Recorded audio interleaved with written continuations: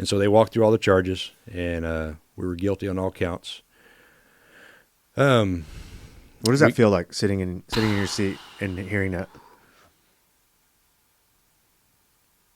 That's a really good question. It was a level of betrayal that I don't. So in the Greek, there's a term called kataleben, which means comprehension. You're literally wrapping your mind around something and you're owning it. I couldn't do that. I couldn't understand how they had come to this verdict. And even the looks on these jurors' faces were just completely downtrodden, except for the jury foreman. She was beaming. She was pretty excited. Wow. Come to find out, she's a former State Department official. Wow.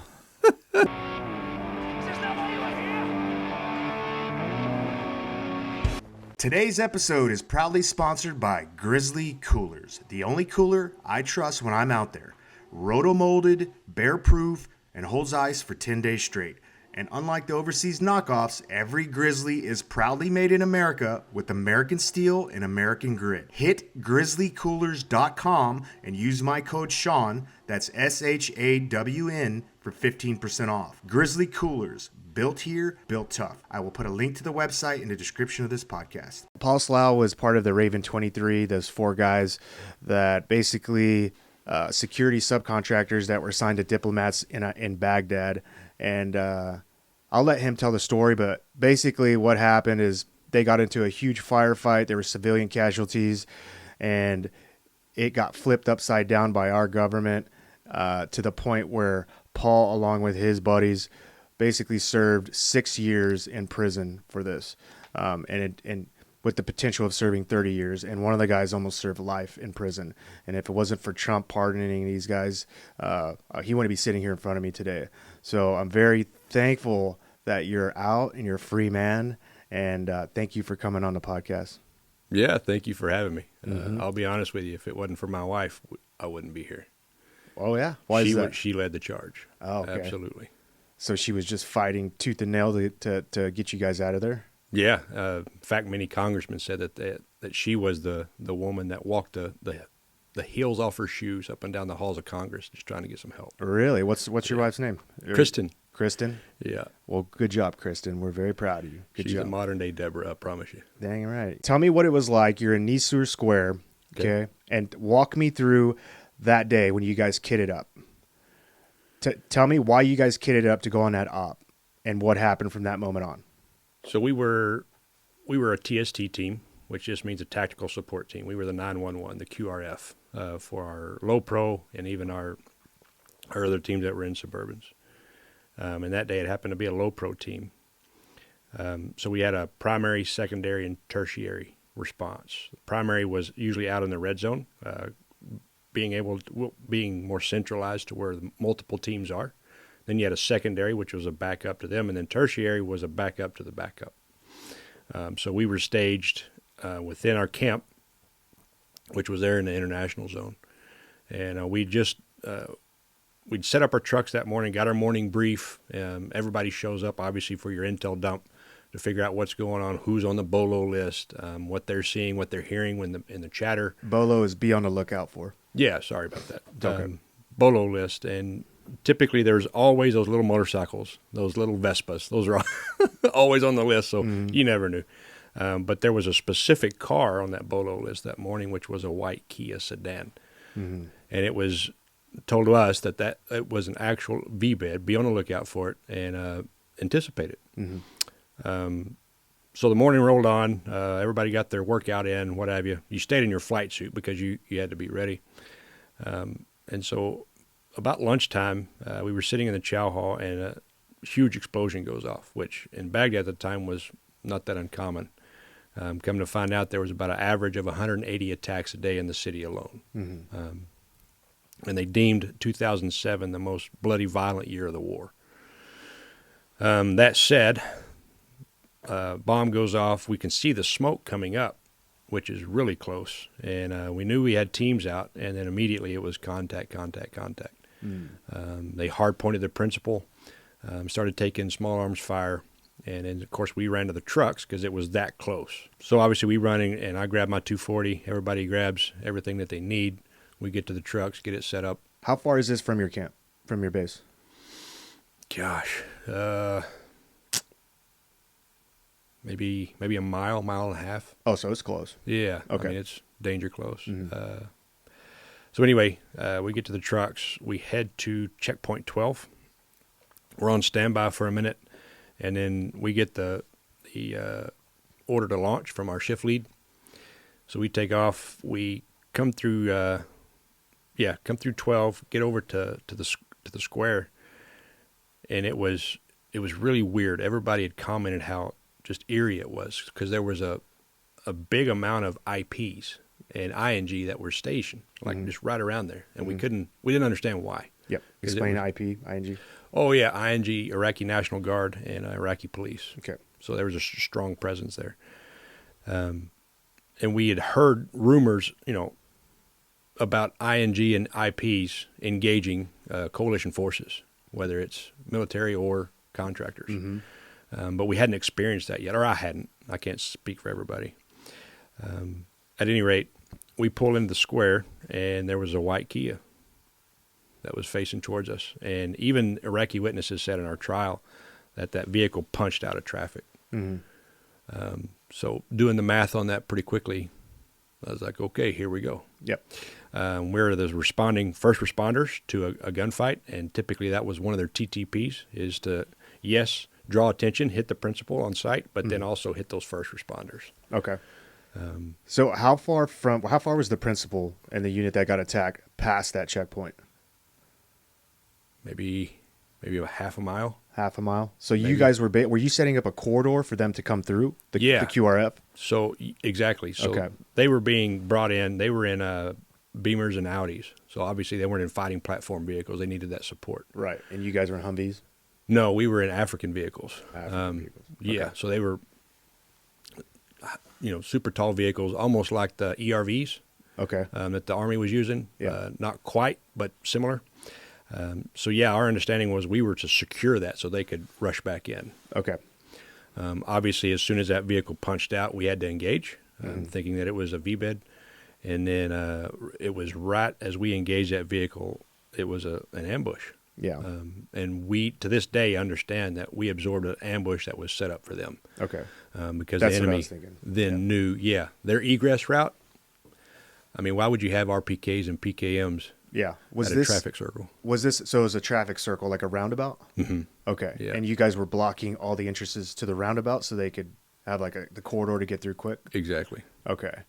All right. How many exits off that roundabout were there that you were blocking?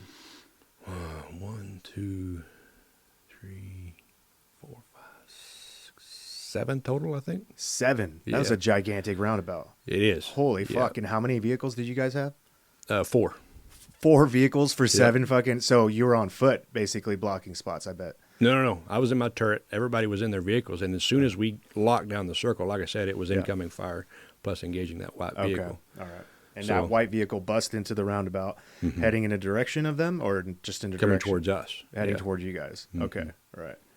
And then what happened from there? Again, just that gunfight broke out. All of us engaged. My vehicle was shot out from under us, which later the prosecutor said that it was us shooting at ourselves and blowback from 203. Yeah. What do you mean your vehicle was shot out from underneath you? What do you mean? Well, so our tires on the driver's side were shot out, the radiator was shot out, and then pock marks along the driver's side and then up in the turret where I was. Oh, fuck. Yeah. Wow. Yeah. And you were just like taking shots like, fuck, on top of that turret? I mean, it's just, you just go to work. You don't even think about it, really. Yeah. You don't have a choice at that point. It just is what You're it in is. a fucking firefight. Yeah. How many rounds do you think got exchanged in that? How many total fighters? I don't know. I'd have to go back and look at statements and what have you, but I mean, there was a handful of guys there, and it was even our air support that came in later. Spizak testified that there were guys taking off IP uniforms and wrapping up AK-47s and throwing them in the back of a bongo truck, and so that was our first experience with being engaged by Iraqi police. So there were more fighters coming in to help the ones that you were already engaged with at that point. I'm not sure if they were getting support or if it was just the guys that were there. Okay. The ones that made it out. Okay. And so how quick did this all develop? So that unit gets hit, you guys get spun up to get out there to set that corridor for them to come through. You're talking about a 20, 30-minute window? 20, 30-minute window. So this couldn't have been pre-planned or pre-staged unless the intent was to start with that engagement on that initial principal unit. Our thoughts that the ambush was set up such that it was a hasty ambush to be able to grab the principal, because they knew that their layout was such that it was BMWs and Audis. Yeah. And so they're not coming in with heavy machinery because all they want to do is get that principal. Yeah. That's it. That's all they care about. Trying to grab them. Yeah. So this was all pre-planned, and you guys just happened to be the problem in the middle that was blocking it from happening. That's my thought. So they probably sent the V-bit in to disrupt that with the intention to, once that commotion was going on, they could grab the principal and get out of there. Yeah. Interesting. So, okay, so let's back up a little bit. Like, talk more about the tensions over there in Baghdad at that time. What was your typical, how long were you on deployment at that point when this happened, you and your team? So at that point, we had 3 months on, 1 month off. I was actually getting ready to come home on leave in October, and this happened in the middle of September. But you were asking about the tensions, you said? Yeah. What was the tensions like? What was the temperature over there in Baghdad with military contractors, subcontractors like that were doing this kind of executive protection type security work? Well, you had a range of people doing the work, and in my experience with Blackwater itself, Eric Prince, in my opinion, put together an incredible operation where you had guys from the SEAL teams, from CAG, from the groups. You had guys from all really the span of special operations and SWAT, like from LA and Chicago and New York. And so people understood, especially the 3D terrain features of a city battlefield. Right. And what came out of that is some incredible TTPs where you had all of these different knowledge bases that were building upon what was the best and highest purpose of us being there, and how to put together a package that worked. And it worked so well that we had a 100% success rate. We never once lost a principal in that environment. Yeah, that's crazy, by the way.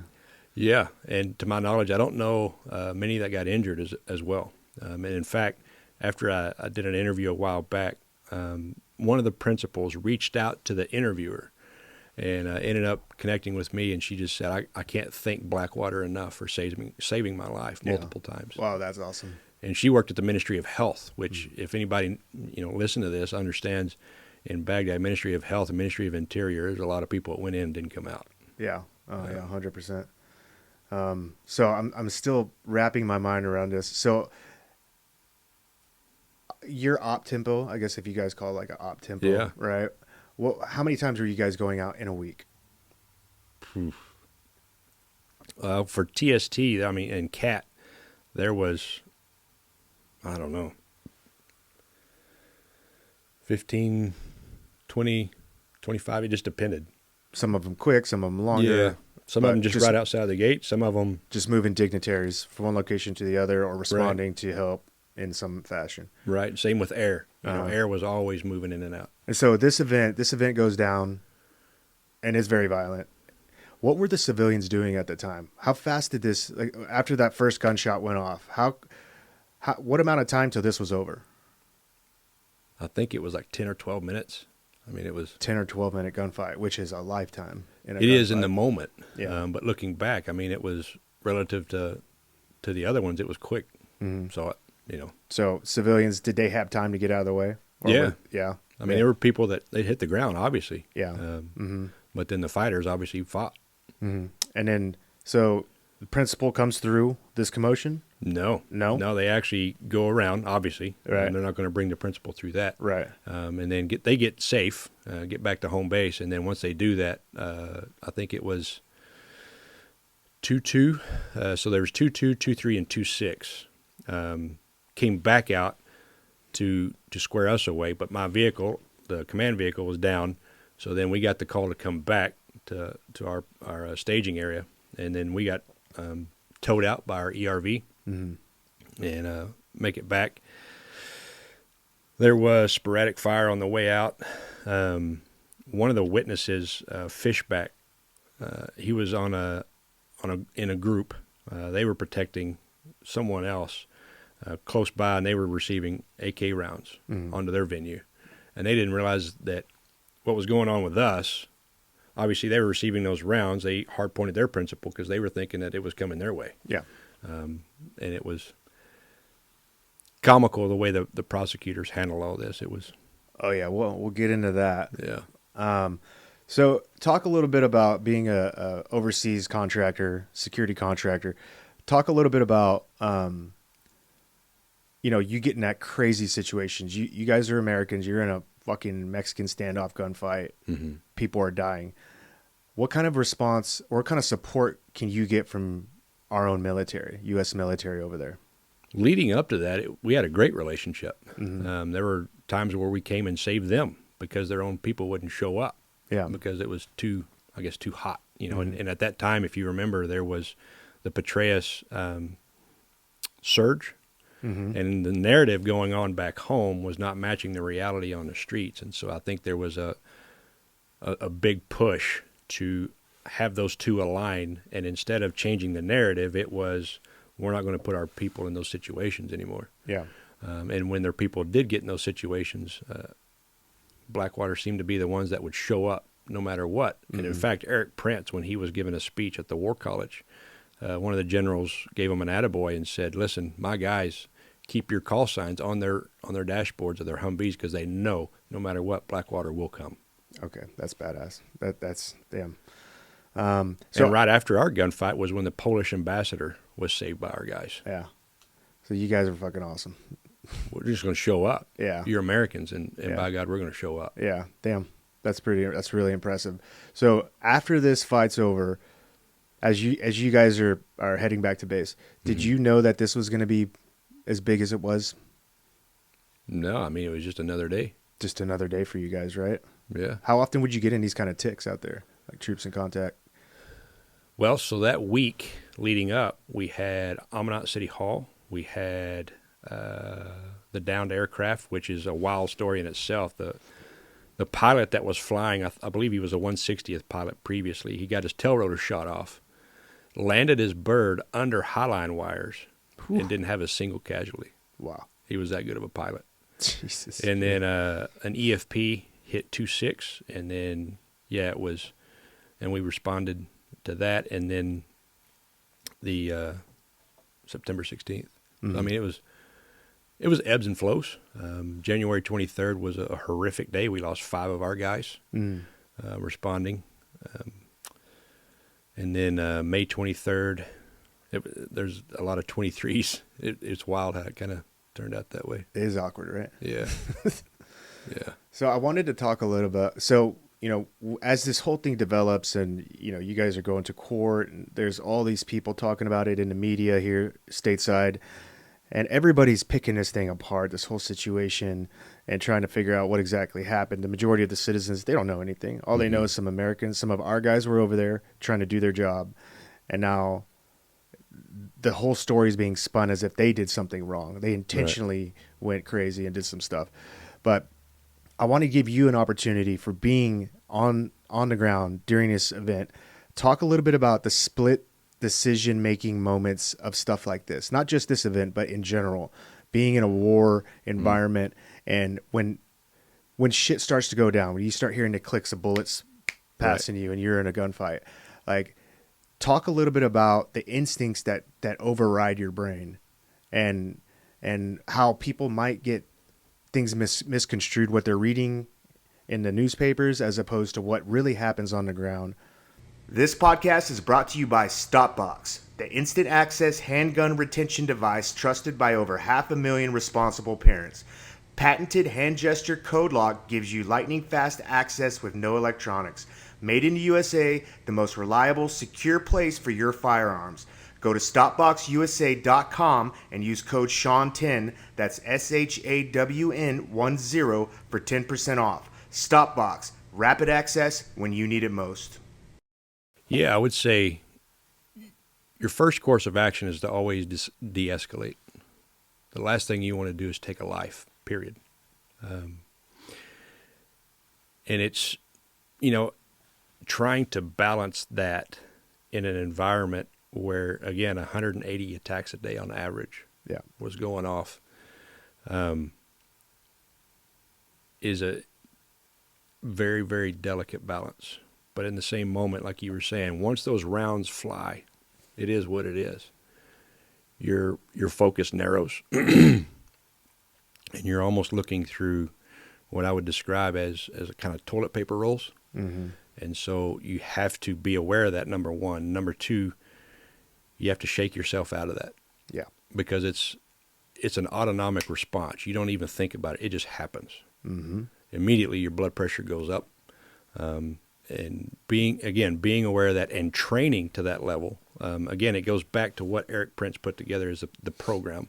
And the guys that he put together is everybody, number one, watches out for each other, but number two, brings a different skill set and perspective. And so in my mind, it was a strengthening thing wherein we all came out. I'm not going to call us operators because we weren't, but we had that same mindset because it was cultivated within the culture, and professionalism was, from my view and my experience, was mandated. There wasn't time for dumbass games. Yeah. And so, this idea that we were somehow cowboys and that we were just simply seeking out to cause chaos and destruction is the furthest thing from the truth. All of us were, in my estimation, of the same mindset of mission first. And what is that mission? Is to help these people get their damn country back. Yeah. And to get our guys out. Mm-hmm. Because we're shedding blood and resources and treasure for another land and another people. Mm-hmm. And while, yes, we signed up to do that, and Eddie Gallagher really put a fine point on it, specifically talking about what we went through, is we accepted the fact we were expendable. We knew every day this could be the last day. Yeah. But we never once thought we were disposable.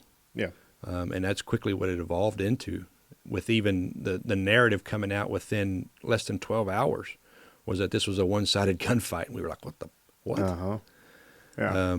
And Gina found out through her investigation that that was the storyline for ABC and NBC News in the bureau within Baghdad itself. Yeah. And I think a lot of people don't understand, like, when bullets start flying, it's crazy. Like, I've been ambushed in Afghanistan. First off, you don't know where that bullet's coming from. Right. It's so fucking loud. Like the bullets, the sound is just echoing off of anything around you. Mm-hmm. And your first instinct is to fucking hit the deck and then be like, am I shot? Like every time bullets start flying in your direction, you hear snaps that are going over your head. And then you start like checking yourself, like, am I shot? Because a lot of times you'll be shot and you don't even know it. You could be bleeding out. So I can imagine being in this crazy fucking intersection, this roundabout, and the fucking vehicle that they told you the description of that is possibly a V-bid is sitting right there. Yeah. Like, your spidey senses must have been, like, the hair must have been standing up on the back of your It was like a beehive. Just right? Yeah. And then you have all this tension and, and you have the principle that they're trying to extract out of that situation over there. And at that point, we don't know where she is or where the team is. Yeah. Was there comms with them? I think it was through the talk. Okay, so they're communicating to the talk. Okay. Talk is a tactical operations command for those listening. So I mean, I can imagine a situation, your vehicle gets shot up. Now you're having an extracted vehicle. You said you guys towed it back, is that right? Yeah, so our ERV, which is emergency response vehicle, all of our medic, they backed up to us. The follow and the lead created what was a wall of steel, essentially, between us and where the dirty side was. Yeah. The ERV connected, and then we got towed out. And again, there was more sporadic fire on the way out, but of course, maneuvering. And then I think what's noteworthy here for people that are listening and maybe already have their minds made up based on those initial reports is Dustin had to follow, and he was the rear gunner in the follow, and he was taking gunfire and he was reporting it up to our tactical commander and the TC at the time was like, well, why aren't you engaging? And he's like, well, I don't have a clear target. Mm-hmm. He's taking rounds and he's popping smoke, obviously, to try to cover our 6. But it's been reported that we just willy-nilly just threw lead down range. Mm-hmm. Now, through the trial, part of that's true. Jeremy Ridgway testified to that. Really? Absolutely. Interesting. And in fact, Tommy, who was in the follow, was telling him to cease fire because he thought he was going to melt his barrel. Holy fuck. On his 240. That's a lot of rounds. That's a lot of rounds. Yeah. Wow. Yeah. Well, I mean, man, you're getting off the X like that in a situation, you're throwing lead downrange. You know, I can attest to that. I've been in that situation where you're getting shot at, and what is your response? You're going to lay down lead and get the fuck out of there. Like, that's just how it goes. And again, we were a defensive posture. We weren't an offensive unit. Yeah. And so our entire goal was to get off the X. Period. Well, it's laughable to me that people would consider like, oh yeah, these guys just decided to take a ride out to this busy intersection in Nisour and just start fucking opening up and killing innocent civilians as if they had no other reason. They just decided they're in a foreign country and they want to just be cowboys and have some fun for the day. Like, right. That's the narrative that they spun up. And we're all sitting there going, this is fucking bullshit. Obviously, this is bullshit. You're not going to fucking do that. It doesn't matter where you are. Nobody just gets a wild hair up their ass and decides, all of us want to go kill a bunch of innocent civilians. Right. And so let's go from there. So you guys get back to base, and you said it was a few hours later till you started to notice something was up?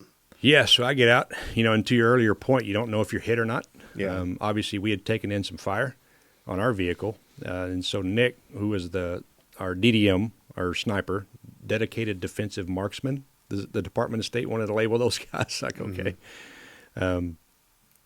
Nick says, hey, pull off your kit. I need to check you, obviously. And so he's checking and looking for holes. And then we're at that time of the mindset where we need to reconfigure vehicles and get ready to go back out because we still have other teams out there. That's not the only team that was on a venue. And at that time it was, I forget who it was. I want to say it was Nick Polis who had come up, and they had grabbed our shift lead at the time, Hoss, and we were all confused as hell, like what the hell's going on here? Because they were, what it looked like to me is they were disarming Hoss. We were like, what the shit? Come to find out, they had told Hoss over the cell phone not to launch yet. Really? Yeah. And so they were obviously pissed off that he had disobeyed that order. But even now, thinking through that as a shift lead, if any guys are calling for help, I'm launching. So I don't necessarily fault them for that, but that was what was going on then. And then, yeah, it was really weird. We transitioned over to other vehicles, and then that evening, everybody got back in. All the teams, they obviously called everybody back in, pulled everybody off venue. And that evening, we went over, and I want to say that was the first interview with the Department of State. So they obviously wanted to figure out what the hell was going on. Mm-hmm. So we did that, and then we gave written statements either the next day or the day after, showing exactly, where these guys were. I saw this, did this, almost like a police report. Yeah. Of a shoot. And so they went out and investigated. Was that common?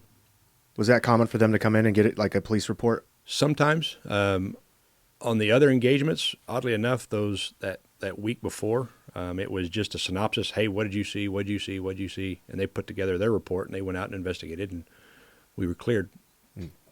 And we were cleared on this engagement as well by the Department of State investigators. Okay. And I don't mean to jump ahead here, but going back to these guys are cowboys just shooting up civilians.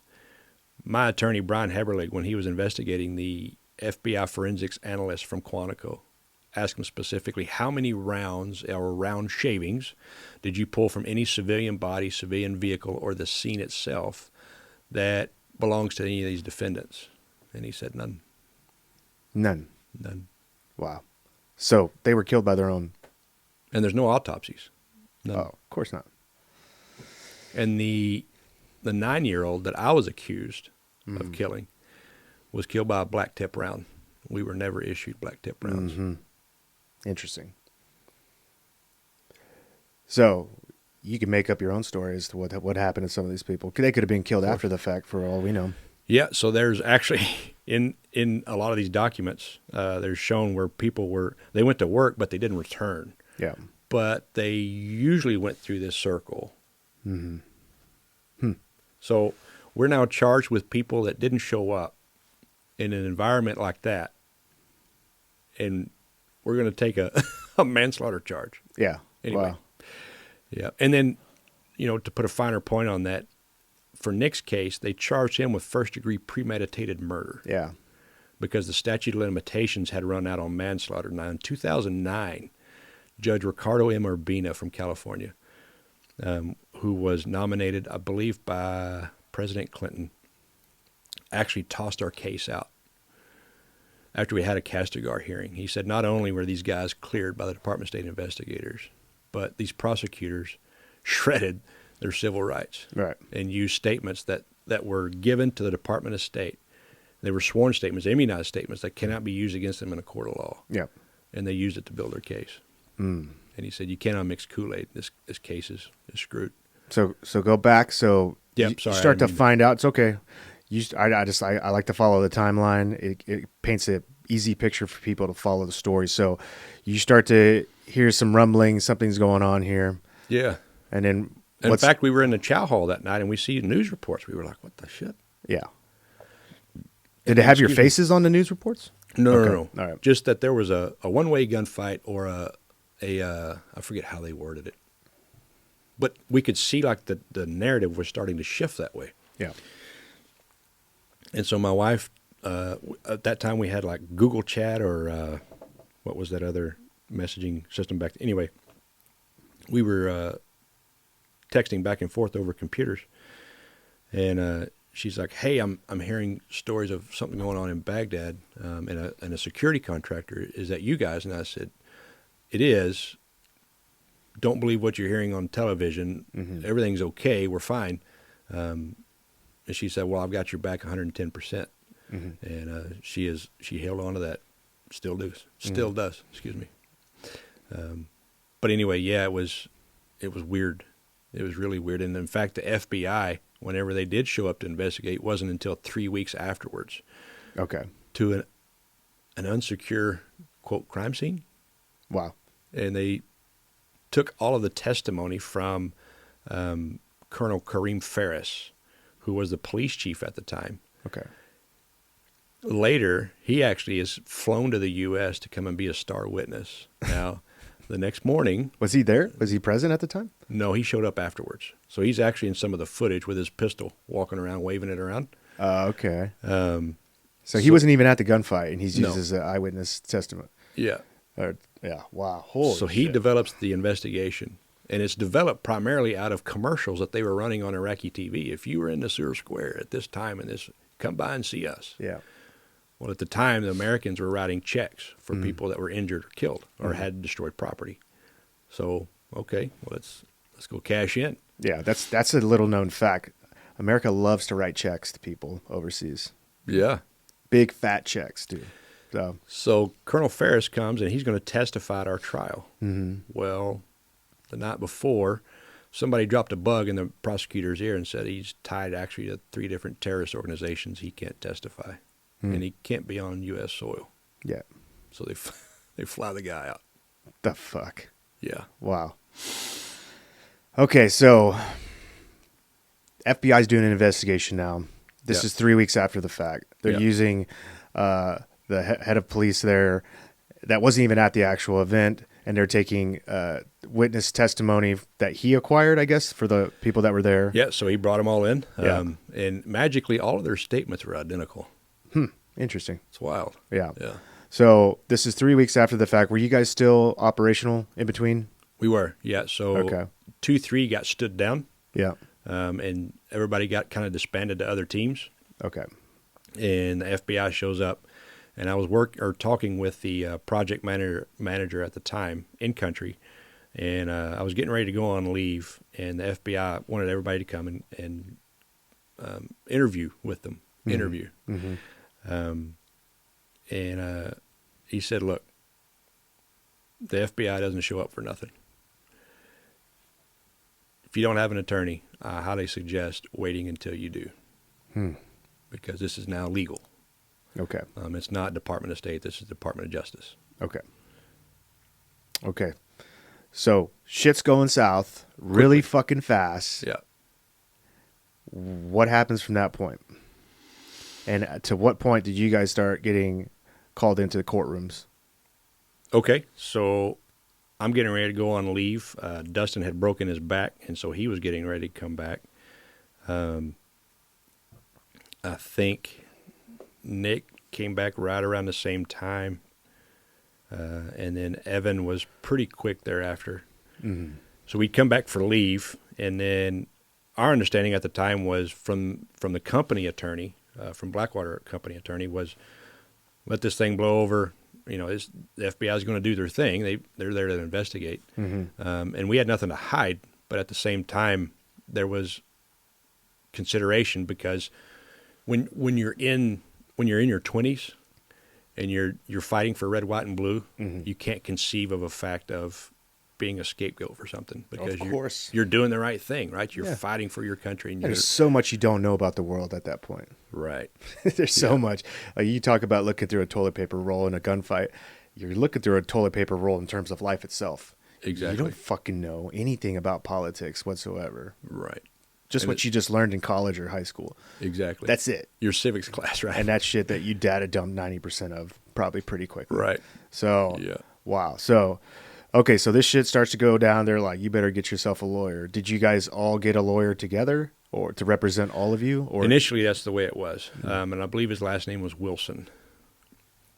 So he brought everybody together. He was like, hey, you know, we're walking through this. We're speaking with the DOJ side, figuring out how this is going to go. And then I had plane tickets to come back because I was just coming back off R&R. Mm-hmm. And I was going to go back to Baghdad. And they called me and said, no. Actually, the Iraqi police are looking for you guys at BIOP, and when you show up, they want to charge you under Sharia law. Okay. And I was like, oh, shit. Okay. Mm-hmm. Things are actually serious now. Okay. And then we all started getting separate counsel. Okay. Was that appointed to you, or did you have to pay for that out of pocket? Appointed, yeah. Okay. The company covered our initial legal expenses. Mm-hmm. And I got a target letter. So everybody essentially that engaged that day got a target letter. What is that, target letter? Target letter is, hey, you're under investigation. Okay. And it was funny. I was talking to guys in the penitentiary, and I was like, did you get a target letter? And they were like, get out of here. They were on the run. They didn't get any of that. Okay. And then my complete statement actually got released by ABC News. So any potential jury pool now in the United States of America, can see my entire statement. Who leaked it? We don't know. We don't know. Do you really know? I don't. I wish I did. And I don't. At that time, I don't know if it was Department of State. Who'd you give it to? Who'd you give your statement to? I turned my statement into Ted Carpenter at the Department of State. Oh, okay. Yeah. So somebody at the Department of State leaked it. Maybe. I don't know. So the company had a copy, and then the Department of State had a copy. I don't see any benefit for Blackwater releasing that because it would have potentially exposed them to legal issues, I guess. But at any rate. Money talks. Yeah, but I just don't see Eric Prince signing off on something like that. I don't. Yeah. No, I completely agree there. He's a tactician, and he's a strategist, and he's just loyal. I've heard nothing but good things. I've heard nothing but good things. Okay, so things are starting to ramp up. At what point did you realize that, how long was this whole court proceeding for you guys? So our initial Castigar hearing, which was a taint hearing, and Castigar is probably going to be really foreign to a lot of people. It was to me at the time. And most lawyers don't even know what a Castigar hearing is because it doesn't get granted. And the Castigar is simply to walk through the evidence and to see what's tainted and what's not. Okay. What can be used and what can't be used. And it was through that hearing, which was about 3 weeks long, that Judge Urbina came out with his ruling and said no. Okay. So you thought everything was done at that point? Yeah, the case was tossed out. We were like, great, freedom. Yeah. Let's go live our lives. Okay. And then what happened? So Chris and I continued on with our lives. So did the fellas. I think Evan at the time was wanting to go into the Navy. He wanted to go be on the teams. He just did. He's one of those guys that, man, the Star Spangled Banner, I believe, is the rhythm of his heart. Wow. I mean, that's just who he is. Wow. It's a great compliment. Yeah. Yeah, good man. And so is Nick and Dustin. I don't mean to single anybody out, but I'll always love them. They're my brothers. So, yeah, Evan started pursuing that, and then because of the narratives and because of the way things were politically, he couldn't get any traction there. And so he ended up going to Colombia, the country, and establishing some gyms down there and then just really kind of creating a life that he loved. Okay. Nick went back to Tennessee and still lives in his creek. He has a lot of family there, a lot of heritage. I think his family property goes back maybe 2 or 3 generations. Wow. I mean, it's really cool. Really nice. Great story. And then, of course, Dustin and I were from West Texas, and Dustin went back home and started rebuilding his life. And Tennessee as well. So his wife at the time was from Tennessee. I don't mean to go off on a tangent. No, you're good. No worries. But yeah, rebuilding lives. And that was when Kristen and I had Lily, was in 2013. So life seems to be going back to normal. Yeah. Everybody's moved back to home. Obviously, you still can't go over there because you're wanted over there under Sharia law. But here in the States, everything looks like you're safe. Yeah, so we're just working, living life, being John Q. Public. Then what happened? 2012, it came about the primary elections for President Barack Obama. And what's interesting is we found out later that then Senator Obama, before he became president, was the one that reached out to then Deputy Secretary Gordon England to find out if MEJA applied in our case, which is the Military Extraterritorial Jurisdictional Act, which in our Castigar hearing, Secretary Gordon said no. No, it doesn't apply here because they weren't working for DOD. We were working for Department of State. Why the fuck is this senator reaching out to investigate this? Hot topic. It's still a hot topic at that point. Yeah, How long was in this after the judge said that you guys were cleared? No, this was before that. Oh, he reached out before that happened. Yeah. Okay, all right. Because he was running for president at that time. I see. Yeah. So he was looking for something to put his name on the. I think so. Yeah. And how is that going to look good for him, though? Why are you going after Americans that did? Well, no, going against war profiteers. So at that time, Henry Waxman was carrying that water. And we were still in country when Eric Prince was called to the congressional hearing with Waxman. If you've had the vaccine, particularly if it's Pfizer or Moderna, you have this in you. If you had the PCR testing and you had that hydrogel that contained the graphene oxide, you have this in you. Once we realized that this is what we were facing, we were like, well, what are we going to do now? I know you guys are able to find and remove some of these objects that are implanted in people, but with this newest stuff, you're saying it's at the nanoscale. So how are you going to remove stuff at the nanoscale? With the nanotech, there is a solution, high-grade zeolite. Zeolite is usually found in it's sourced at 2 locations, usually blue zones, areas where humans tend to live far longer and healthier. It has to have volcanic activity where the diatomaceous earth and the sea meet, and that's where they get this pure high-grade zeolite, which has a negative charge to it. When it's integrated into the human body, what it does is it binds to the graphene oxide, and so they've done studies now where they did a baseline, exposed people to the graphene oxide, and then what they see is that after about 90 days, it'll be down to a minimal level. Most people who are on this right now are saying they're having significant improvements in how they're feeling, the symptoms that they're getting, and it's as much as over 50%. And those were the 3 plank issues that Eric Prince prided himself on, and so did we. Is we were, again, under budget, we were small, and we were highly effective at what we did. And so in order to kind of stamp out that fire, Waxman brought him on the congressional floor and to put a fine point on that, the ones that did the investigation, we had no interaction with these people. Mm-hmm. We were purposely segregated, right? Because we worked with the principals. Yeah. And as TST, we really hardly ever even saw the principal. Right. We just worked with one another and the guys that were on their detail. So anyway, there were so many layers of separation there that, I mean, to call it and something that was not independent as far as an investigation had us all scratching our heads like, what? Yeah. And So at that point, you had to start smelling some strange things going on. Like you were part of something bigger. Right. At that point, I'm sure you started to notice, and I'm sure you guys were talking amongst yourselves. Something doesn't pass the smell test here. Mm-hmm. Okay, so shit starts to get heat up. When did you guys get called back into court? You said, was that 2012? Yeah, superseding indictments came out in 2012 because... And this was coming from who? DOJ. DOJ. Okay. Yep. So they switched out prosecutors. Ken Cole was the original prosecutor that started everything. And once the case got tossed out, as I understand it, DOJ sent Ken Cole to Waziristan or something to set up their constitution and basically got him out of the country. Okay. And got him just a horrible post, pretty much. Yeah. As his penance, I guess. And then later he came back in to the role that it was found out. So his boss was the one that said, I gave the directive for Ken Cole not to use those statements. And in fact, he did. Wow.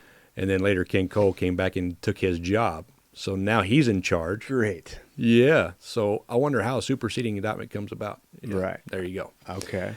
Plus, you've got the primaries going on with President Obama wanting to seek his second term. So we were the meat on the hook. Okay. And so walk me through trial. We got about 39 minutes left, so I want to make sure we get everything in. Let's fast forward. Tell me what this trial was like, how long it lasted, what it felt like for you to sit there and listen to all these people say all these fucking false accusations about you guys in court and not being able to fucking defend yourselves. Tell me what that was like. So June 2014, we head to D.C. We're given plea deals all the way up. Mm-hmm. Just take a plea deal, take a plea deal, take a plea deal. Mm-hmm. No. Not going to admit to something I didn't What was do. the plea deal? Are you allowed to talk about that? Yeah, it was a plea deal. Just you admit to all these counts of manslaughter and attempted manslaughter. And what is it, a light sentence? Light sentence. Okay. All the way up to a global plea deal at the end. I think it was 3 to 5 years or something like that. Just admit that you did it, and we'll send you home, essentially. Compared to a 30-year sentence, and then, of course, a life sentence for Nick for first degree. And where are you going to be serving this time? We don't know. We just know, potentially going to federal penitentiary. Okay. In the U.S., though? Civilian penitentiary, okay. Yeah. All right. Yeah, so one thing that's noteworthy is we're going in for a housekeeping motions hearing before the other guys get there. I'm the only one there. Chris and I arrived a little bit early, and we have our daughter, Lily, who is a year old at the time because we were 4 months in trial, 8 weeks jury deliberation. Yeah. So we show up. I'm at this motions hearing and sitting at a table a lot like this in a courtroom. And the assistant U.S. attorney, Patrick Martin, I see him walking up on my right side. And he walks up and he slaps me on the back and he's like, "Who is this fine-looking young man?" And I look at my lawyer and he looks at me and I stand up and I shake his hand and I said, "I'm Paul Slough. I'm one of the ones that you're trying to kill." And like the color just fell from his face. I didn't want to say it out loud, but I knew then we were fucked. He didn't even know what I looked like. Wow. He didn't know who I was. And I was like, okay. Dang. But I kept telling myself, there's no way. Once a jury hears the truth, once they understand that this is just complete bullshit, there's no way they're going to convict us. And I held that all the way up until we were called in with the verdict. And I was even looking at my watch, and I was like, we gotta hurry up and get this thing over with. We got to get back to Texas. Sorry not to cut you out. What a weird fucking thing to do anyways. Even if you didn't know who the fuck you were. What grown man goes up to a younger guy, just slaps him and goes, "Who's this fine looking young man?" Yeah. What the fuck does that say about that guy? Borderline creep. Yeah. But it was it was really strange to me, the relationship with attorneys and prosecutors. And I understand they have to keep a professionalism about it. I get it, because they're going to face each other again at one point. But thinking through just the absolute ridiculousness of these charges and what we were facing as a team, it always struck me as odd as just kind of how chummy they are with one another. And then the fear that both sides had of this judge, because he had already sanctioned other lawyers. He actually sanctioned FBI agents that were trying to put forward the ones who flew the planes into the towers. Yeah. Wow. That's another thing on the FISA court. Yeah, this guy, well, when he was awake, the judge slept during our trial. What the And had to be woken up by both the prosecutor, defense, and the U.S. Marshals at times for objections. He slept through the court. And his opening statement in July, when we had voir dire, jury selection, he said the Iraqi people deserve justice, and it'll happen on my watch. Wow. That was his opening statement, which is exactly what Vice President Joe Biden said in Vice President Talabani's home after Judge Urbina tossed the case out in 2009. So he flew over 9 days later, and I said, no, a dismissal is not an acquittal, and we will absolutely bring this back. So now there are orders from the tippy top, and Judge Royce Lamberth understood that, and he actually took the case from Judge Leon it was assigned to. He didn't allow it to go into the pool like it's supposed to, the lottery system. No, he went in and took the case himself. This is so fucked, bro. Yeah. This is such a fucked situation. How old were you at this time? 34. 34. 27 when it happened, 34 when we went to trial. 34. 7 years from the time it happened until we actually went to trial. Jesus Christ. You got a 1-year-old at home, too. Yeah. Wow. Okay. So, all right. Kicks off. You got a jury. How many jury were there? Was it? The ones that came into the actual selection was like a week long. There were a ton of people that came in and out. Okay. And again, these were all civilians in Washington, D.C. Oh, of all places. Yeah, not our peers. Yeah. Yeah. Okay, so they select the jury. How long does this court process take total? Once it started to the end? So we started at the end of June, and October 22nd, 2014 at noon, we were declared guilty. Okay. Wow. So it was actually pretty fast, considering June to October. So like a lot of trials, like for instance, Calvin Gibbs, he's a case in Leavenworth disciplinary barracks. We're working to get him relief, because if you think our story is crazy, he's charged with 3 murders, 2 of which he wasn't on site for, and the other, it's all been confirmed by the guys that he was engaging a Taliban fighter. Yeah. I digress. Okay. We'll save that for the next one. Yeah, we'll do that. So the court process was extremely long for us, and the amount of money that was spent on this, I think Gina got it down to like $50 million for the prosecution. Wow. For the amount of people that they had flown back. Their esteemed witness, Colonel Ferris. And I think one of the most astonishing things in terms of witnesses, multiple of them admitted to lying on the stand, said it's okay because you're infidels. And, my dad said I could, and blah, blah, blah. But multiple witnesses coming through. I pointed out to one of the attorneys that there were jam rings I was seeing on these guys. No, can't be jam rings, Yeah. So I showed him online. I said, this is a jam ring. Look at his hand. Explain that. Jaish al-Mahdi. So that is the army or the militia that is run by Muqtada al-Sadr in Iraq. They actually have their own city there in Baghdad. And they were not good guys, obviously. Right. And so you have terrorists in a U.S. courtroom wearing a Jaish al-Mahdi ring, testifying against Americans, and we're believing it. Yeah. Wow. That's so fucked, dude. Yeah. This is crazy. This whole story is crazy. Okay, so you guys get sentencing day. Walk me through that day, and tell me what was going through your mind when they passed the verdict. I knew leading up. Nick's case was the most incredulous of all of us. Mm-hmm. He was charged with first-degree premeditated murder in a war zone. Now, to give you context there, so the DOJ originally had dropped charges on Nick due to lack of evidence for manslaughter before Judge Urbina tossed out the case. So you had two sets of, what do you call it, dadgummit, where statute of limitations. So ours was coming up on that anniversary, and so that's the reason. One of the other reasons for them bringing the superseding indictment is they knew they had to get it in. Okay. Nick's had already run out. And so they did go ahead and charge him with manslaughter. Now, his attorneys got on top of that, obviously got it to the appellate court, and the appellate court's like, yeah, toss it out because you're beyond your statute of limitations. You can't do this. Mm-hmm. So then they said, okay. So they came and charged Nick with first-degree premeditated murder because there's no statute of limitations on murder. Mm-hmm. So they charged him with that. They charged us with 13 counts of manslaughter, 17 counts of attempted manslaughter, and the use of a machine gun and destructive device in the commission of a crime, 924C. And that was a 30-year mandatory. That's what they wanted. That's why they snuck that one in there. Right. The firearm.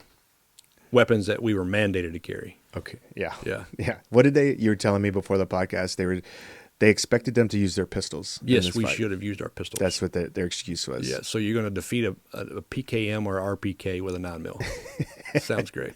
So basically, they threw the firearm charge in there just to confirm that these guys would get a minimum of 30 years. Right. Right. And what was interesting is that none of our attorneys could bring up these sentences within our defense argument. So we weren't allowed to talk about the actual sentence of life for murder and 30 years for these other charges. Wow. Minimum 30 years. So, yeah. We wake up. Normal day, we had been waiting literally for 8 weeks for these jurors to deliberate. Damn. And at every time, the jurors were sending out questions because they could not reach a unanimous verdict. And the judge kept sending them back. Nope, it has to be unanimous. I'm not trying this case again. Mm-hmm. So that told us he damn sure wants a guilty verdict. Wow. Now, this is the same judge who in Vietnam was on a helicopter and was prosecuting, as I understand it, the My Lai massacre. And our prosecutors kept using that term, My Lai massacre, of Vietnam. This is the My Lai massacre. Uh-huh. And it wasn't until afterwards we understood why they were doing that. Because he was the judge on that. The connection. Wow. This fucking guy. So the helicopter makes a hard landing. As I understand it, it was an engine issue.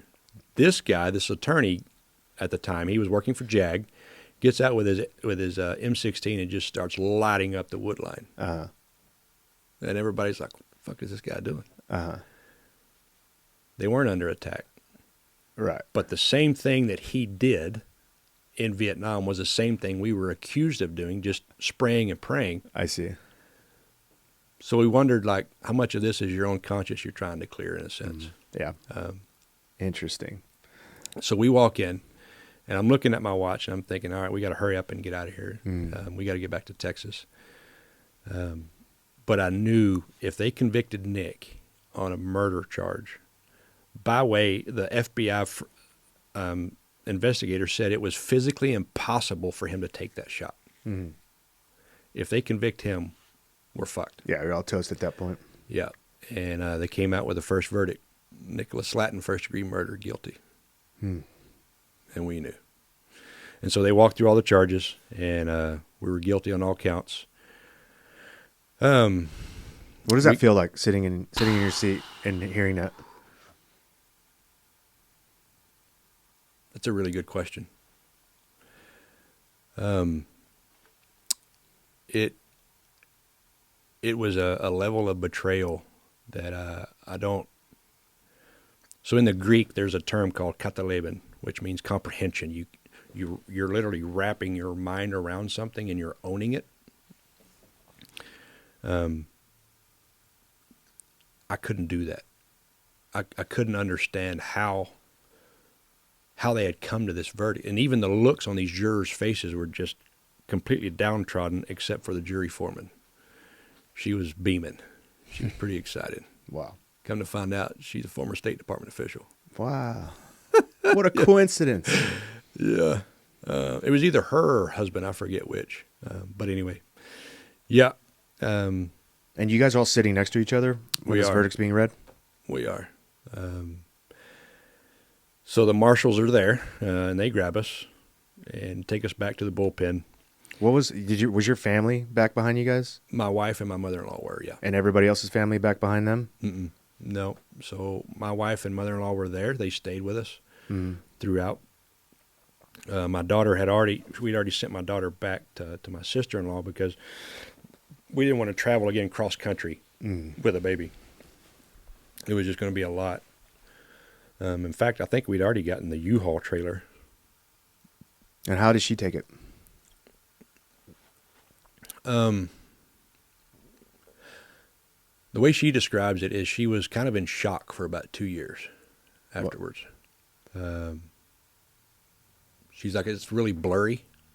I heard a gasp behind me whenever Nick's verdict was read out loud because I think we all knew at that point if he was going to be convicted, it was over with. Yeah.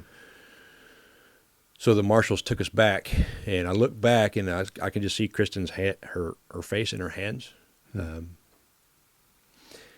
And Kristen said that the marshals came back out with a box, and it was shoestrings, wallets, watches, all of our stuff in our pockets. Wow, your belongings. And ties, yeah, in a box. As if you're dead. Yeah. Here's his belongings. Yeah. And our attorneys came back. I don't even know that what I was saying was coherent at the time. Because it was just such a level of disbelief and shock. What percent chance did you think you guys had of being guilty as this is all going through? By the end of it, right before they read that? For me, it was none. I mean, number one, the prosecutors had not proven their case at all. Yeah. So much so that our attorneys, it's like, don't even take the stand at this point. Yeah. Why would you? Mm-hmm.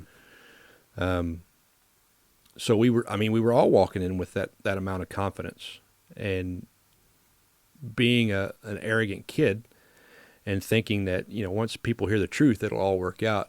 Yeah. I didn't understand that they had a 98 or 99% success rate. And so I didn't really factor that in. I was, the truth will prevail. Yeah. Eventually it did.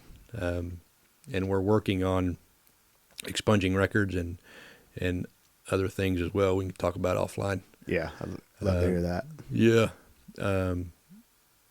Okay, so yeah, the marshals come and grab you. Yeah. They're saying goodbye. They hand a shoebox of belongings to your loved ones. Yeah. Basically like he'll see you in 30 years. Wow. Yeah, that was the expectation. And so they take us to D.C. County Jail for our first holding. They get us in solitary confinement. We were there for a couple of days, and then they transferred us to Northern Neck Regional Jail in Warsaw, Virginia, where we spent 7 months before our sentencing in January of 15. 7 months, okay, in Virginia. Mm-hmm. And were you with general population? Yeah. Okay. And then were you guys all in the same prison together? So we were in the same unit, but we were in different pods. They never wanted us to be together because we were considered a security threat group. Oh, yeah. 4 white boys, 4 country white boys, definitely all, threats. Yeah, watch out for those guys. And I'm sure the guards were really nervous about you guys doing something. Yeah, no, it was weird because the guards, when we got there, they knew the story, they knew the background, and they were already, I don't know, it was a really strange dichotomy where even in the penitentiary, we had the respect of the guards and the inmates at the same time. And the inmates too? Nice. Yeah. Okay.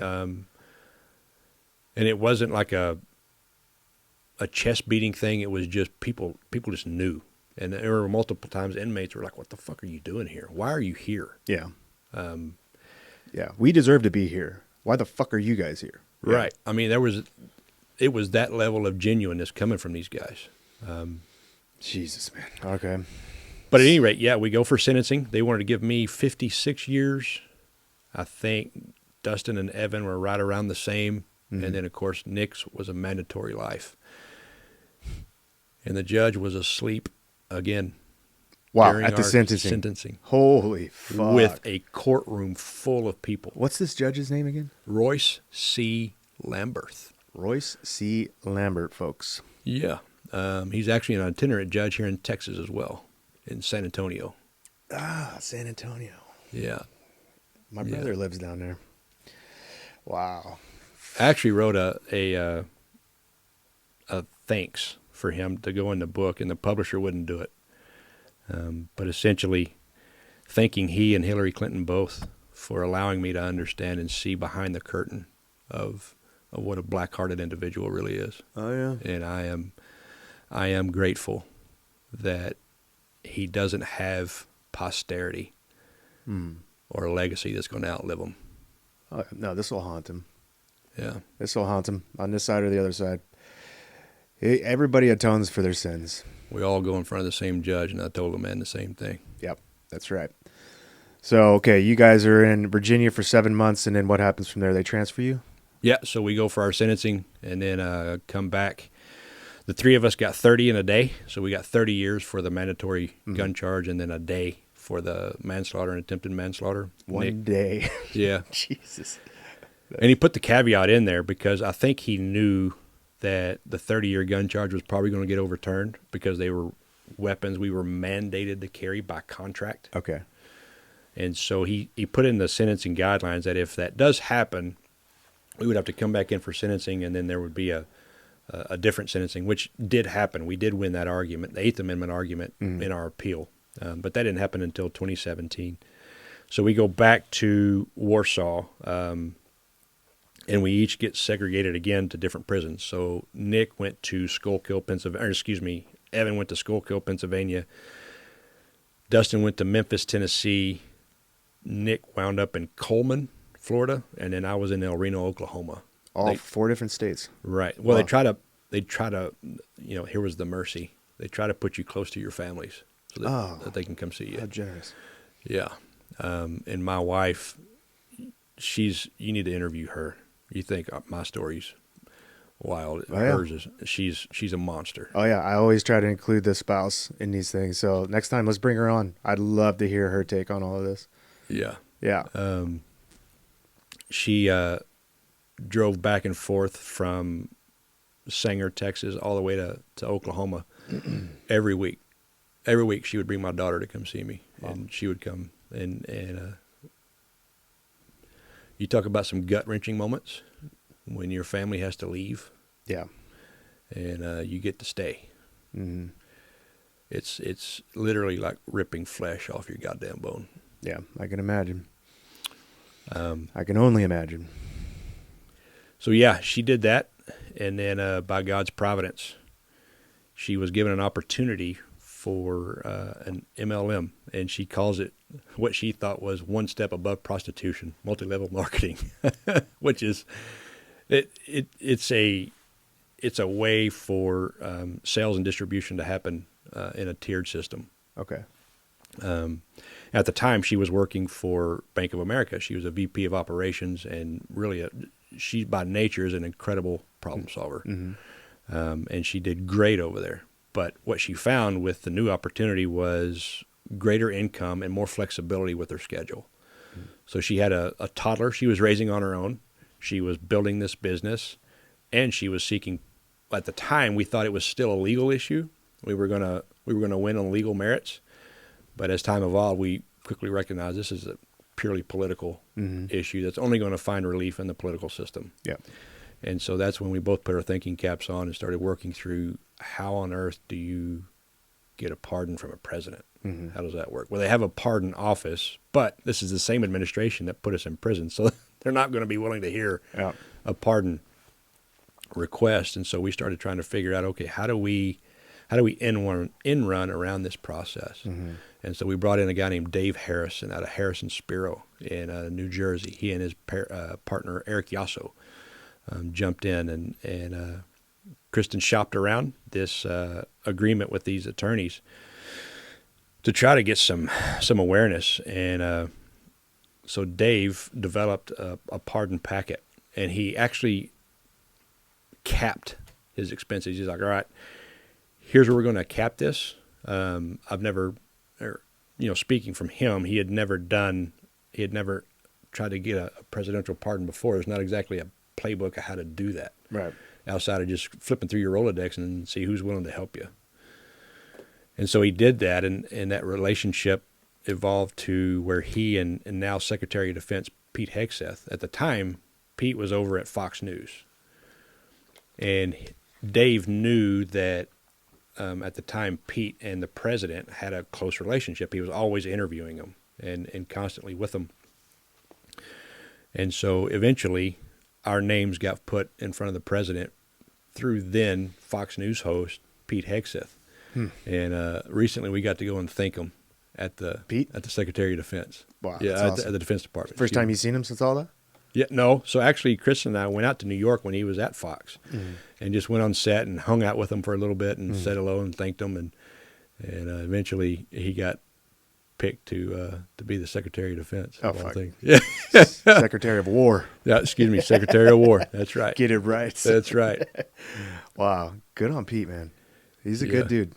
He's genuine. And I tell you, the guy you see on television is the person that he is. I believe it. And I went for his confirmation hearings in D.C. And got to sit behind him, and the way that he navigated that was just impeccable. Yeah. It's obviously he prepared. He did a good job. Yeah. And his retort to Senator Warren was just hilarious. The chairman had to, quiet in the in the galley. Whatever. It was funny. It's easy when you're speaking truth, right? Yeah, it is. So, okay. So how long were you you were at that same prison the entire time? No. So after our resentencing, what the BOP has is points, and you get issued points for the severity of crime, the length of sentence, and what have you, and those points determine where you are within the Bureau of Prisons. So you're at a super max, a max, a high, a high medium. There's all kinds of different, all the way down to a camp. So if you're a good boy, you get to go to a nicer prison. Right, or you're it's like a white collar crime, or it's something that's nonviolent, or it has a really low sentence. So yeah, I wound up at I think we were all at mediums except for Nick. He was at the penitentiary because he had the life sentence, and you have to step down from that because that's the highest point level. Were you guys able to write each other letters? So actually, you have email in prison. Okay. And so we could email family members, and then they would get that message. Through them, and so that's how we would communicate. I see. Yeah. Okay, so after you guys got split up to these different states and these different prisons and whatnot, what was your reception moving to that prison? Did you still have the good graces of the prison guards at these new places, the inmates that were there? So all of us show up to a penitentiary. Obviously, we've never been to one, and all you know is what's on television. Yeah. And that's not exactly a happy picture. That's the PG version as we see on TV, I would imagine, right? It's sometimes, and sometimes it is the most monotonous, boring environment you can imagine, because it's the same thing every day. Yeah, everything's run by a clock, so much so that when you come out of that environment, you're institutionalized for a while, and you don't even realize it. Wow. So I show up. My experience at El Reno was that you show up, you get in process, fingerprints, drug test, all that stuff. And they want to know, it's like health history, things like that. Who's coming in? What do you got? And then you go in front of the warden and several others in a room off by yourself. And I'm not sure if everybody did or if it's just a handful of us. But anyway, it was the warden, the leadership of the prison that were in there, and they said, look, we know why you're here. We know the background. We know that you're not familiar with this environment. We're going to give you some tools. Don't run up debt. Stay away from drugs. And mind your business. You'll be fine. Okay. Okay. So I show up on the yard. Obviously, it's an environment completely foreign to me. And what stuck out to me first was the segregation of races. And I thought to myself, I was like, didn't we deal with this in the 50s? Or like, what are we doing here, guys? You know, why are we doing this? And it was an institution that was there long before I arrived, and I knew that it wasn't something I was going to change. Right. That's a culture that's been around for a long time, way before we got here. Right. Yeah. And so I just kind of stuck to those rules and maintained my faith and really strengthened that component of my life. Did you have to like assimilate with the whites, or did you just maintain like on an island by yourself? No, it was really weird. I had an immense amount of freedom and license in that area because I walked my faith and I treated everybody the exact same. So I was a tutor in the library. I worked on my case. I worked on other cases, helped a couple of guys get some rehearings, and one guy, as I understand it, got relief in the appellate hearing. Wow, awesome. And then I worked in the chapel. And so I was able to cross-communicate and have relationships across racial lines because I treated everybody the same. Again, I was willing to work with anybody. It wasn't, I didn't have that bone within me when I went in, and I damn sure wasn't going to allow that to change me inside. Yeah. And so I think in my mind, God really created a way for me to have relationships and to operate in a space where others may not have had the same liberty. Number one, my case was a unicorn case in a sense. And so, again, everybody, including the guards, were like, why are you here? Right. You know, you're not an inmate. You're not a convict either. Because, I yes, sir, no, sir, treated everybody the same. I was just the same. So that was my window and my ability to do that. And so did you have like a bunkmate in your cell? Yeah, my cellies. Yeah. So they're in and out, and you do live with your race. It just is what it is. Yeah. The different races have their own TV rooms. It wasn't quite as political on the weight pile. We were really fortunate in El Reno that we did have a weight pile, and so everybody respected that space, obviously. But for whatever reason, we were that space was almost sacred, like the chapel. You just didn't fuck around over there. And what did you do to keep your mind occupied? Did you read a lot of books? Yeah, I stopped counting books at like 500, I think. Wow. Yeah, learned Greek, learned Latin. I wanted to learn the original New Testament. I wanted to read it in its original writing to understand what those words actually meant at the time. And once I did, man, the New Testament exploded in my brain. It was incredible. I was going to say, that probably meant so much more to you. Yeah. Being locked up like that. Is that what you use to derive strength in this moment? Yeah, absolutely. Yeah. So I grew up in the church, in the Southern Baptist tradition. And for people that they understand some of the scars that come out of that environment. And so I had kind of a chip on my shoulder about God and this guy from Nazareth that people kept talking about. Now, I will say that at 9 years old, I gave my life to Christ as much as a 9-year-old can conceive of that. And as I got older as a man, I kind of just got a hard heart about it and kind of became a prodigal in that sense. And then once this happened, I was furious at him. And I challenged him, and I said, if you really are the God that you say you are, show me who I am without your son. Show me my sin. Show me who I am. Be a man and meet me. And he did. And he did. So there was a moment there in the D.C. County Jail where I was undone. How so? I was undone. I had the entire weight of my life's sin on me at one time. And how did that manifest in your life at that moment? It started from my first memories in life all the way until that moment. And it was like a slinky, just boom, boom, boom, boom, boom, boom. And even stuff that I had forgotten about or didn't think about anymore. And it was a moment in time where he allowed me to see that. And I tapped out. And it was an immediate relief. I said, okay, I'm here for you. Wow. And that's so powerful, man. And so sometimes I have a mouth like a sailor, and The fuck you talking about? I try to curb that, and it's a relationship now. It's not a managed outward appearance. It's a relationship. Interesting. And I finally have a father. Interesting. So how did it change, like the way your relationship with God?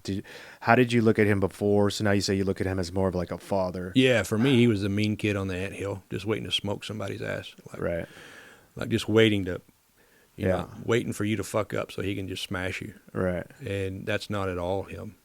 Not And at all. now you look at him as a father figure where he's going Yeah. to give you tough love sometimes. Sure. He's a dad. Yeah. You know, and he's a perfect being, and thinking through like us, we're me. I am the king of flawed individuals. Mm-hmm. And so understanding that and living in a broken world, and then trying to put a being that is outside of time into the constructs that we have of time and our limitations. Yeah. How does a human being do that? Right. Right. So there's a written word, Mm-hmm. which for me is food Mm-hmm. for my spirit, man. Yeah. And that connection and understanding and being willing to see when Paul says all of creation cries out the name of God. Mm-hmm. It goes back to Ecclesiastes 5 where it says there's a component that he puts in each one of us and he's jealous for it. It's his. We as human beings, myself included, have filled it up with all kinds of shit throughout my life. Yeah. And he actually showed me in a moment in time, he said, no, that's actually mine. Mm-hmm. And I'll partner with you and make you a whole human being if you'll allow me. But it's up to you. Mm. And it's our decision. That's where that free will comes in. Yeah. And every single one of us, whether you're a believer in Christianity, Hinduism, Buddhism, doesn't matter. Everything points to people wanting that perfect one. Mm-hmm. Even in politics, we look for that perfect candidate. Why? Because there's a drive within us innately that says we're supposed to look for that. Mm. But we fill it with something. And then eventually there is going to be a utopia, right? Mm-hmm. According to Scripture. Everything's going to be burned up in a moment. There's going to be a new heaven and a new earth. I think it's written in that way because that's the only thing we can really conceive of, because that's all we've experienced. Right. And so even in his own mercy, he puts it in terms we can understand. Mm-hmm. So if you look at any political system, any religious doctrine, there's a search or an identification of the perfect one and a utopia, a peace everlasting. Mm-hmm. Because again, it goes back to the Ecclesiastes 5 where there is that component that is his and he owns it. But he draws us to himself. Mm-hmm. But it's up to us to accept it. There's so much more I want to talk to you about, but I know we've come to an end here. So why don't we call this part 1 of 2? Okay. And we'll have to get you back here again because we still have so much more to go on this. And I still have so many more questions from the beginning that I didn't get a chance to ask you. But it's a lot. I mean, it spans from 2007 until today. Yeah. I understand why Shawn Ryan had you. Now I understand why he had you over there all day long to get through everything. So, yeah. And so if people want to, go to Amazon, grab our book, Raven 2-3, How the Department of Justice Betrayed American Heroes. Let me see that thing. Hold it up. There it is, folks. Raven 23. It'll go into a lot of the details that we obviously didn't get into today. Mm-hmm. And we'll give you a much better playbook and what happened and when and timelines and things like that. Yeah. Yeah, we'll get Paul back on here again so he can finish his story. Dude, this is a crazy fucking story. And for whatever reason, God put this journey for you. I think you're nowhere near even the middle part of this journey of yours. I think you have a long way to go, and this story, in some roundabout way, is going to help a lot of people in this world. That's the goal. The springboard is what Joseph told his brothers in Genesis chapter 50, I think right around verse 20. He said, what you meant for my destruction, God meant for good. Yeah, and I think he's using you as a tool for good. That's the goal. Brother, thank you so much. I know you have a long drive ahead of you today, so be safe on that road. And I'm really looking forward to getting you back on here as soon as possible. I want to do that too. And thank you for the Kick-Ass Grizzly Cup. Yeah, These are brother. awesome. Yeah, man. Thank you, everybody. Bye.